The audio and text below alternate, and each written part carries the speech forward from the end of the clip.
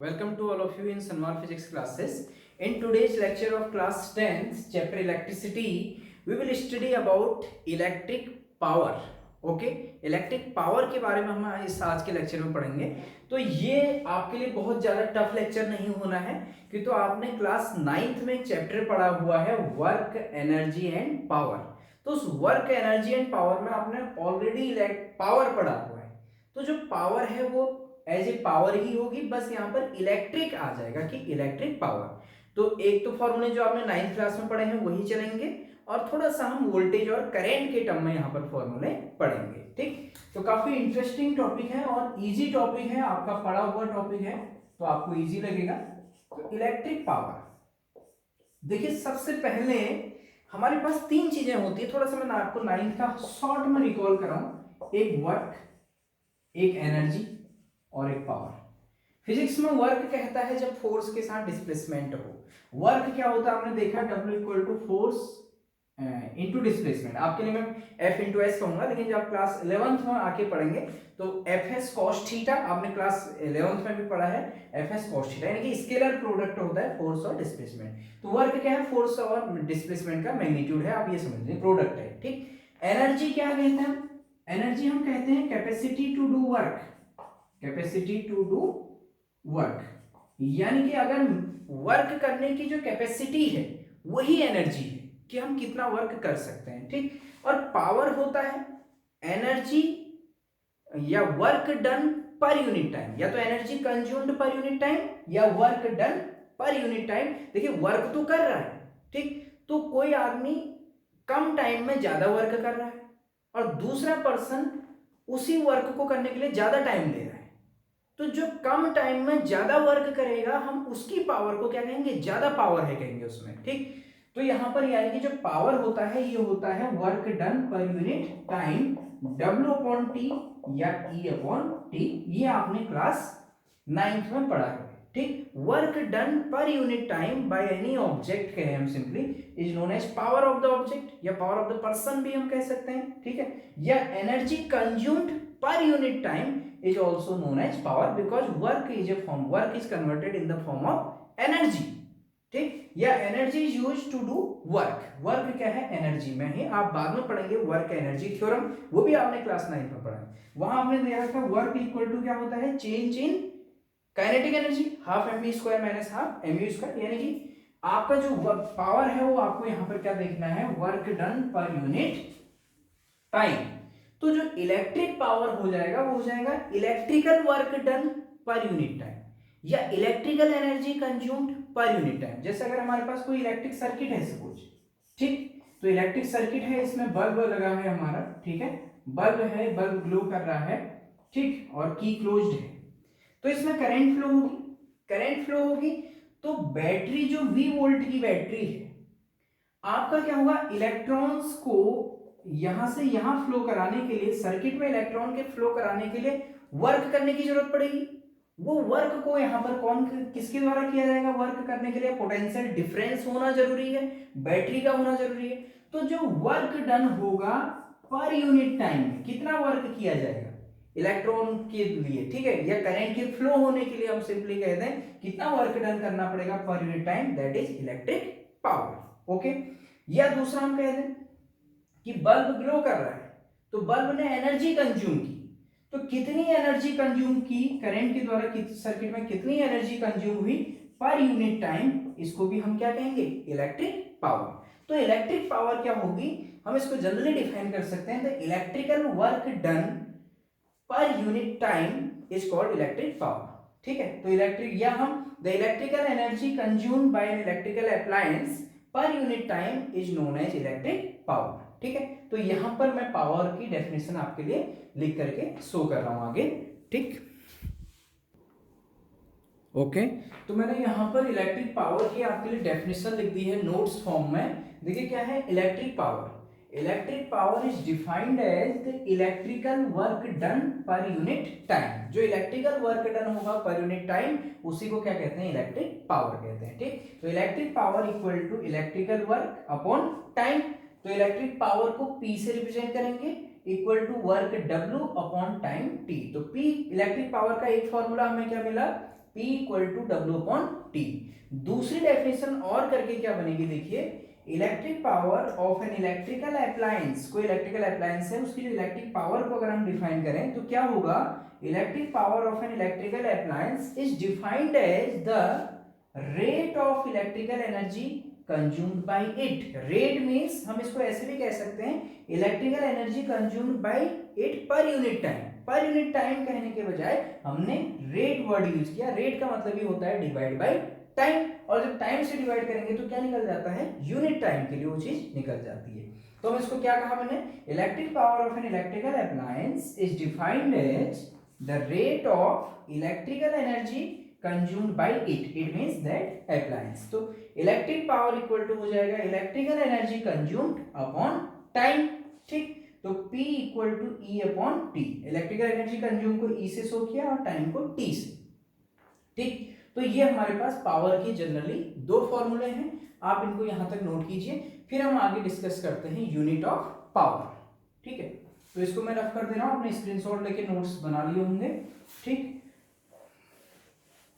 तो आपने class 9th में यूनिट ऑफ पावर पढ़ी है, तो आप थोड़ा सा रिकॉल करिए तब तक कि यूनिट ऑफ पावर क्या होती है, वही आपकी यूनिट ऑफ इलेक्ट्रिक पावर भी होगी। ठीक, पावर की यूनिट यूजी हमेशा एक ही होगी।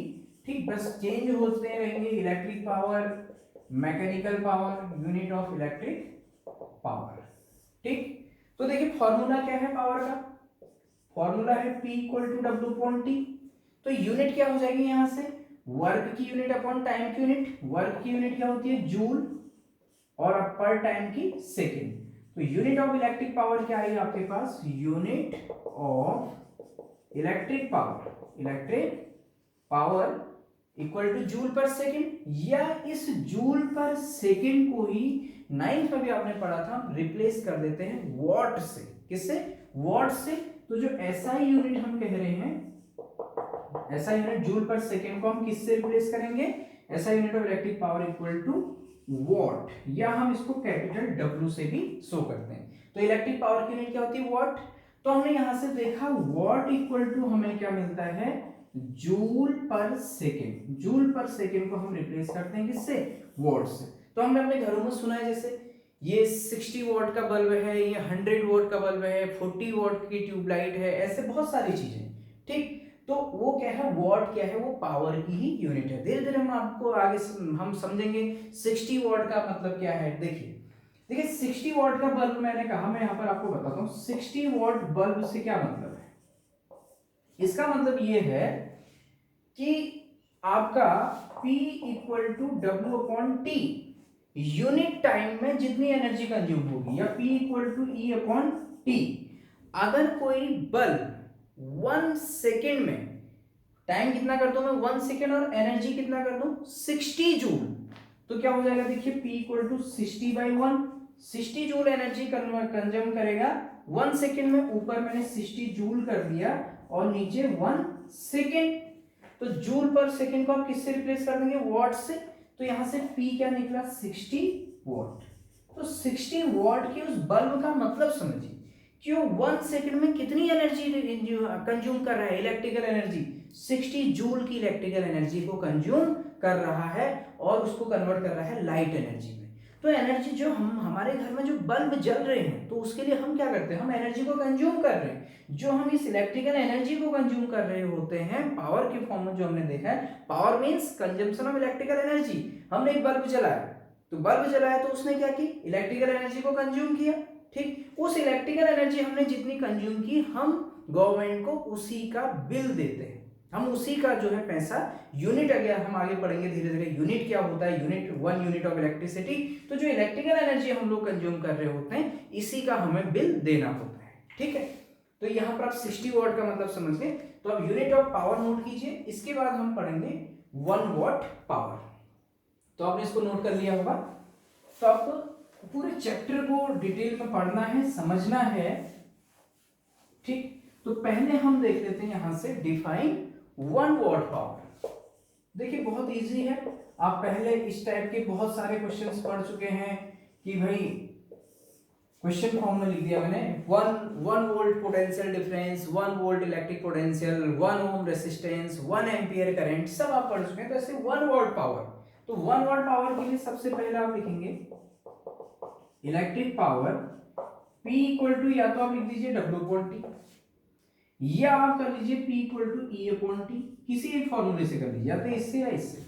अगर आप इससे कहेंगे तो 1 joule of electrical work done in 1 second. भाई यहां से अगर आप इस वाले फॉर्मूले से देखते हैं तो आप क्या कह सकते हैं, आप W को 1 जूल कर दीजिए, आपको पावर को 1 सेकेंड 1 वाट बनाना है, तो W को क्या कर दीजिए 1 जूल, और T को कितना कर दीजिए 1 सेकेंड। तो पावर कितनी बन जाएगी देखिए, तो पावर, कौन सी पावर है, हम इलेक्ट्रिक पावर की बात कर रहे हैं। तो electric power P equal to W की जगह पर 1 जूल और टाइम की जगह पर 1 सेकेंड। तो अगर 1 जूल अपॉन 1 सेकेंड, हमने क्या कहा कि अगर 1 जूल का इलेक्ट्रिकल वर्क डन हो 1 सेकेंड में, ठीक, तो पावर इस 1 जूल पर सेकेंड को किससे रिप्लेस कर देंगे, वॉट से। तो electric power P equal to कितना हो जाएगा 1 वॉट हो जाएगा।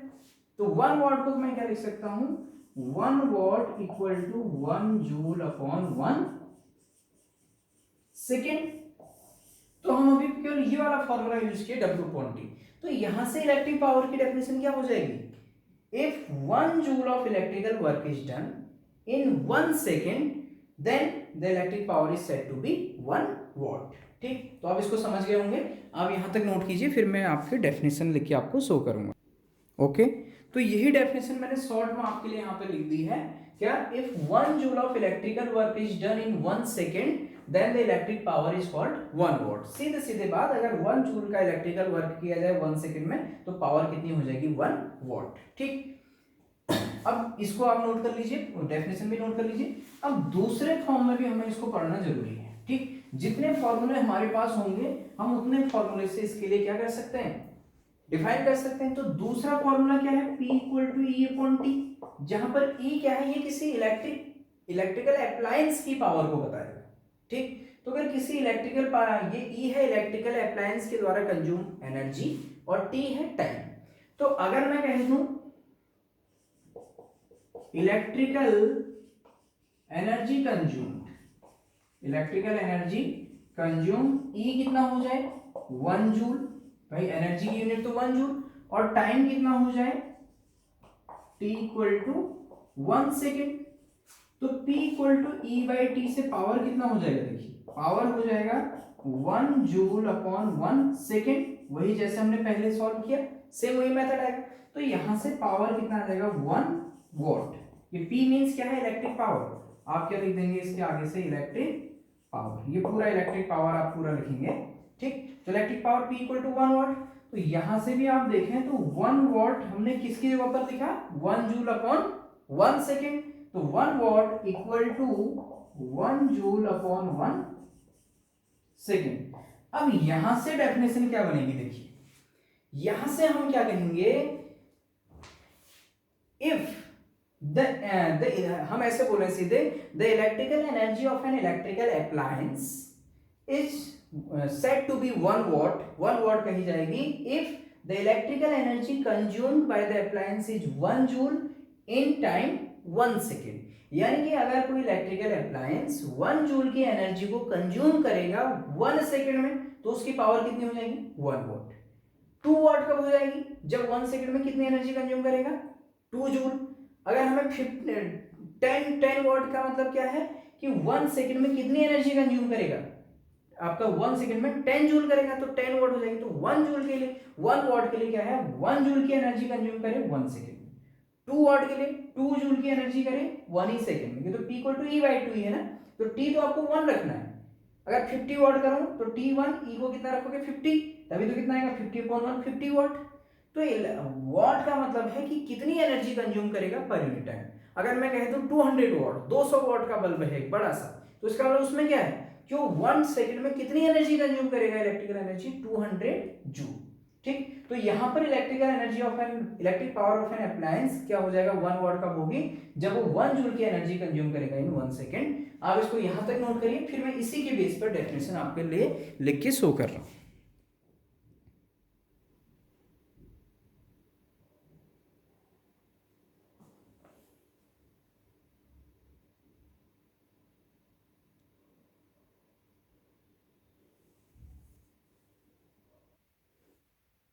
ओके, तो आपने वहां तक नोट कर लिया होगा। और इसके बाद से अब मैंने आगे इसकी डेफिनेशन लिख दी है उसी फॉर्मूले पर जो मैंने रफ कर दिया है कि इलेक्ट्रिकल एनर्जी कंज्यूम के टाइम पर आप जो पहले रफ किया उसी से आगे कंटिन्यूअस करेंगे।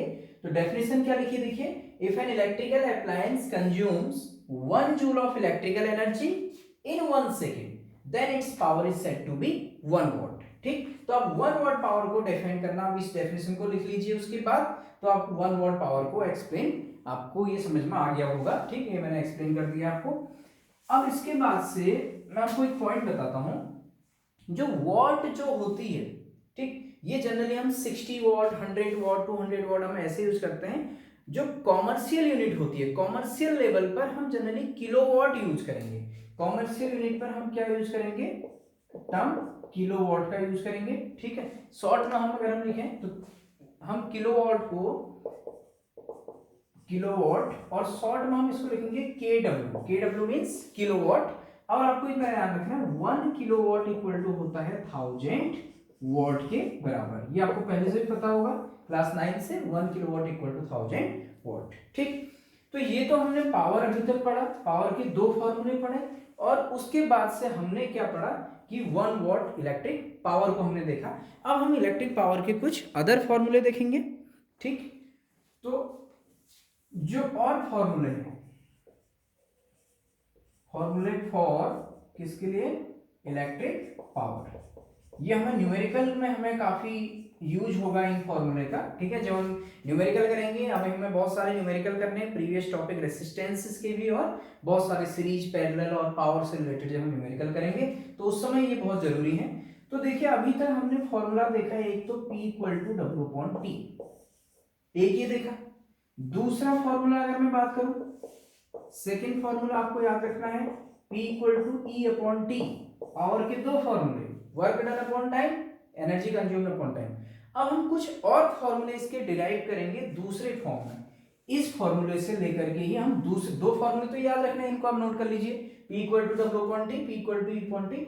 अदर फॉर्मूला क्या है देखिए, P equal to formula of electric power W upon T. देखिए अभी हम कैसे फॉर्मूला निकालते हैं, ये W क्या है, वर्क डन है ना, work done in electric circuit for moving the charge. Charge को मूव करने के लिए कितना वर्क होगा एक पॉइंट से दूसरे पॉइंट तक, ये तो हमें पता है, इक्वेशन 1। अब देखिए मैं आपके लिए लिख रहा हूं, वी नो, हमें क्या पता है, इलेक्ट्रिक पोटेंशियल डिफरेंस पढ़ा है हमने। किसी सर्किट में अगर हम जब पोटेंशियल डिफरेंस लगाते हैं तो चार्ज को एक पॉइंट से दूसरे पॉइंट तक मूव करने के लिए वर्क करना पड़ता है। तो उस पोटेंशियल डिफरेंस का फॉर्मूला वैसे तो हमने प्रीवियस लेक्चर में पढ़ा है, VB minus VA equal to WB minus W upon Q naught. एक पॉइंट से दूसरे पॉइंट तक ले जाने में जो वर्क डन होता है पर यूनिट टाइम। लेकिन मैंने आपको शॉर्ट में बताया था कि हम इसको इतना लॉन्ग में लिख करके हम पोटेंशियल डिफरेंस को V से डिनोट करेंगे, और V इक्वल टू क्या हो जाएगा, W upon Q, work done per unit charge in moving the charge from one point to another point in an electric circuit is electric potential difference। तो मैं क्या कहना चाह रहा हूं, यहाँ पर पावर के फॉर्मूला निकालने के लिए आप समझिए, P equal to W upon T, equation number 1 बनाई। उसके बाद मैंने बोला electric potential difference V equal to W upon Q। यहां से W की वैल्यू निकाली और फिर हम उसको यहां रखेंगे। तो देखिए थोड़ा सा और सॉल्व करते हैं। W इक्वल टू क्या आ गया, V इंटू Q, Q को क्रॉस मल्टीप्लाई कर दें, VQ आ गया। अब इस W की वैल्यू VQ को यहां रख दीजिए, या इसी में एक और स्टेप आगे सॉल्व कर लेते हैं। अब मैं अगली लाइन में इस W को V, Q को मैं क्या लिख सकता हूं, देखिए आपने करंट का फॉर्मूला पढ़ा है I equal to Q upon T, yes और नो, रिकॉल करिए, current I equal to Q upon T, rate of flow of charge. यहां से Q क्या आ जाएगा, Q निकालने के लिए T को यहां इंटू कर दीजिए, IT आ जाएगा, नहीं आ जाएगा, Q इक्वल टू IT। तो इस Q की जगह पर जो चार्ज की ऊपर मैं क्या लिख सकता हूं, I इंटू टी लिख सकता हूं, तो लिख दीजिए। तो W इक्वल टू क्या आ गया, VIT आ गया, VIP नहीं, वेरी इंपॉर्टेंट पर्सन है, VIT ऐसे याद रख लीजिए, W इक्वल टू VIT। अब इस W की वैल्यू इक्वेशन नंबर 1 में रख दीजिए। तो फ्रॉम इक्वेशन 1 क्या है, P equal to W upon T है, तो यहां से P इक्वल टू W की जगह पर रख दीजिए VIT, W की जगह पर अपॉन T, तो T से T कट गया, तो आपको पावर का एक इंपॉर्टेंट फॉर्मूला मिल गया, power P equal to V into I। तो वोल्टेज इंटू करंट जो होता है ये भी आपका किसका फॉर्मूला है, पावर का। बहुत सारी बुक्स में आपको पावर 1 वॉट पावर को इससे भी डिफाइन किया होगा। यानी कि अगर वोल्टेज को 1 वोल्ट कर दीजिए, करंट को 1 एम्पियर कर देंगे, तो पावर कितना हो जाएगा, वॉट, 1 वॉट। वोल्टेज का यूनिट क्या हो जाएगा, volt into ampere. Volt ampere को भी वॉट कहते हैं, ध्यान दीजिएगा। देखिए ये P इक्वल टू, ये बड़ा इंपॉर्टेंट फॉर्मूला है, V इंटू आई। बहुत सारी बुक्स में आपको यहां से भी फॉर्मूला मिलेगा पावर का। तो हम क्या कह देंगे, यहां से जो यूनिट आ जाएगी वोल्टेज का क्या होगा, वोल्ट, और करंट की यूनिट क्या होगी, एम्पियर, और हम इसी को कह देंगे वॉट। तो आपको ये भी याद रखना है, what equal two volt into ampere भी होता है, ये भी आपको याद रखना है। अगर यहां से 1 वॉट पावर डिफाइन करने को कहा जाएगा तो कैसे करेंगे भाई, वोल्टेज को, पोटेंशियल डिफरेंस को 1 वोल्ट कर दीजिए, करंट को 1 एम्पियर कर दीजिए, तो पावर कितना हो जाएगा, 1 वॉट। ये आप खुद कर सकते हैं। तो यहां से डेफिनेशन कैसे बनेगी, आप लिखिएगा जरूर खुद से कि 1 volt of electric potential is applied across the two ends of conductor and a current of 1 ampere flows through the circuit, then the power is called 1 watt। यहां से भी बहुत इंपॉर्टेंट डेफिनेशन बनती है, मैं आपको फिर बता रहा हूं। देखिए क्या करना है, P equal to voltage into current है, V इंटू आई, आपको फॉर्मूला याद रखना है। वोल्टेज की यूनिट, पोटेंशियल डिफरेंस की यूनिट को ही वोल्टेज भी कहते हैं, पोटेंशियल डिफरेंस को वोल्टेज भी कहते हैं, इसकी यूनिट वोल्ट, करंट की यूनिट एम्पियर। तो वोल्ट इंटू एम्पियर को ही क्या कहते हैं, कहा मैंने, वॉट। तो वॉट इक्वल टू क्या हो गया, वोल्ट इंटू एम्पियर। 1 वॉट के लिए क्या हो जाएगा, वोल्टेज को 1 वोल्ट कर दीजिए, करंट को 1 एम्पियर। तो हम कैसे डिफाइन करेंगे, if 1 volt of electric potential difference is applied across the two ends of conductor and the current flowing through the conductor is 1 ampere, current कितना हो, 1 ampere, then the power of the circuit is called 1 watt. या उस circuit में जो power हो जाएगी, उस power, electrical power को हम कितना कहेंगे, 1 वॉट। तो कुल मिला के यहां पर हमने एक और फॉर्मूला देखा पावर का, P equal to V into I. ठीक है, बहुत ही सिंपल था। ठीक, आप इसको देखिए, मैं इसको एक बार फिर से एक्सप्लेन कर रहा हूं आपको। हमने क्या किया, P equal to W upon T किया। उसके बाद देखिए, ये तो पावर का फॉर्मूला हमें पहले से बताया। अब electric potential difference V equal to क्या होता है, W upon Q। W equal to Q into V या V इंटू Q। फिर मैंने Q के ऊपर आई टी लिख दिया, कहां से, current I equal to Q by T होता है, तो यहाँ से Q equal to I T, तो यहाँ फॉर वैल्यू रख दिया, तो W equal to V I T बना। तो from equation 1 P equal to W upon T, W की वैल्यू वी आई टी रख दी। इक्वेशन 1 में P क्या होता है, W अपॉन टी होता है ना, P मीन्स पावर है, ठीक। तो W की वैल्यू यहाँ से वी आई टी रख दिया, और नीचे T ऐसे रहा, T से T कटा तो P इक्वल टू वी आई। तो इलेक्ट्रिक पावर का एक और फॉर्मूला हमें मिल गया, वोल्टेज इंटू करंट, जो हमें आगे न्यूमेरिकल में बहुत यूजफुल होगा। आप इसका स्क्रीनशॉट लेके इसको यहां तक नोट कीजिए। ओके, तो आपने इसको यहां तक नोट कर लिया होगा, पावर का एक और फॉर्मूला V इंटू आई। अब हम इसी फॉर्मूले से थोड़ा सा आगे एक और फॉर्मूला डिराइव करेंगे, दो फॉर्मूले हम और डिराइव करेंगे, ठीक है। तो देखिए क्या है, ये फॉर्मूला जो है इसको यूज करेंगे अब हम। अब हम कहां तक पहुंच गए, पावर का थर्ड फॉर्मूला हमने देखा, P equal to V into I. आगे के फॉर्मूले निकालने बहुत ईजी है। अब हम ओम्स लॉ को यूज करेंगे, ठीक है। P equal to V into I, इसमें इससे स्टार्ट कर रहे हैं, ठीक है। बाय ओम्स लॉ, अगर मैं यहां पर लिखूं, यही सब लिख देते हैं, देखिए P equal to V I by ohms law. Ohms law से क्या होता है, देखिए आपने पढ़ा है V equal to I R, V equal to I into R. तो अब पावर की इस फॉर्मूले में V की जगह पर I इंटू आर लिख दीजिए, एक और फॉर्मूला मिल जाएगा, उसको हम कहेंगे पावर का formula in terms of current and resistance, ठीक। और अगली बार में हम ओम्स लॉ से इसमें I की जगह पर क्या रख सकते हैं, V अपॉन आर। मैं क्या कह रहा हूं, देखिए एक बार ओम्स लॉ से V की जगह पर आई आर रख के एक फॉर्मूला निकाल देते हैं, आप समझ रहे होंगे। अगले केस में I की जगह पर V अपॉन आर रख देंगे, यानी कि एक बार V की वैल्यू रख दो, एक बार I की वैल्यू कहां से, ओम्स लॉ से। तो by ohms law V equal to I R, तो पावर क्या है, P equal to V into I है, ठीक। तो power P equal to V की जगह पर क्या रख दो, आई आर, कहां से रखा, ओम्स लॉ से, इंटू ये वाला I। तो P इक्वल टू क्या हो जाएगा, I into I, I square R. तो ये पावर का एक और फॉर्मूला आ गया, सिंपल I स्क्वायर आर। तो ये फॉर्मूला किस किस के टर्म में है, पावर का, करंट और रेजिस्टेंस। तो किसी सर्किट में अगर हमें न्यूमेरिकल के टाइम अगर करंट और रेजिस्टेंस दिया हो तो ये फॉर्मूला लगाएंगे, वोल्टेज और करंट दिया हो तो ये लगा सकते हैं। सिंपल हम फॉर्मूले के टाइप देख रहे हैं। तो ये फोर्थ फॉर्मूला निकला। अब अगले केस में क्या करें, देखिए P equal to V into I है। अब ओम्स लॉ से देखिए, by ohms law ohms law से क्या होता है, V equal to I R होता है। तो यहाँ से I क्या हो जाएगा ओम्स लॉ में, V अपॉन आर हो जाएगा। तो V अपॉन आर इस P के हम P equal to V I में I की जगह पर V अपॉन आर रख देंगे। तो P इक्वल टू क्या है, पावर V इंटू आई है, ये P क्या है, इलेक्ट्रिक पावर है, ठीक। तो P equal to V, I की जगह पर क्या रख दीजिए, V अपॉन आर। तो V इंटू वी क्या हो जाएगा, V स्क्वायर। तो इलेक्ट्रिक पावर का फॉर्मूला आ गया V स्क्वायर अपॉन आर। तो यानी कि इस फॉर्मूले में हमने एक बार V की वैल्यू रखी आई आर, तो ये फॉर्मूला निकाला पावर का I स्क्वायर इंटू आर। और अगले केस में इसी फॉर्मूले में I की वैल्यू रखी V अपॉन आर, तो फॉर्मूला मिला V स्क्वायर अपॉन आर। ये है I स्क्वायर आर करंट और रेसिस्टेंस टर्म में, ये है V स्क्वायर इंटू आर नहीं है, V स्क्वायर अपॉन आर है in terms of voltage and resistance. तो आप इनका भी स्क्रीनशॉट लेकर के इनको भी नोट कीजिएगा, ठीक है। तो ये हैं सब हमारे पावर के फॉर्मूले। एक बार अब मैं आपके लिए लास्ट में ये सारे फॉर्मूले में एक साथ लिख दे रहा हूं एक जगह पर। देखिए हमने पावर के कौन कौन से फॉर्मूले पढ़े। फॉर्मूला ऑफ इलेक्ट्रिक पावर सबसे पहला क्या पढ़ा, P equal to W upon T। आपको बाय हार्ट याद होने चाहिए फॉर्मूले, न्यूमेरिकल के टाइम बहुत काम आएंगे। Second P equal to E upon T, energy consume per unit time. Third formula P equal to V into I. Fourth formula P equal to I square R. Fifth formula P equal to V square upon R. तो देखिए ये पांचों फॉर्मूले आपको याद होने चाहिए class 10th में, ठीक है। और आपकी एनसीईआरटी में क्लास 10th में जब आप एनसीईआरटी एक्सरसाइज देखेंगे तो उसमें आई थिंक क्वेश्चन नंबर 2 या क्वेश्चन नंबर 3 एक क्वेश्चन है जिसमें है कि which of the following is incorrect. Class 10th की एनसीईआरटी में क्वेश्चन है एक्सरसाइज में, which of the following is incorrect for the formula of power, कौन सा इनकरेक्ट है।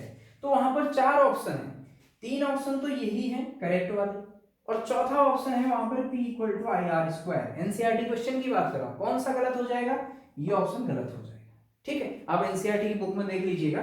तो कुल मिला के आपको ये फॉर्मूले याद होने चाहिए, ठीक है।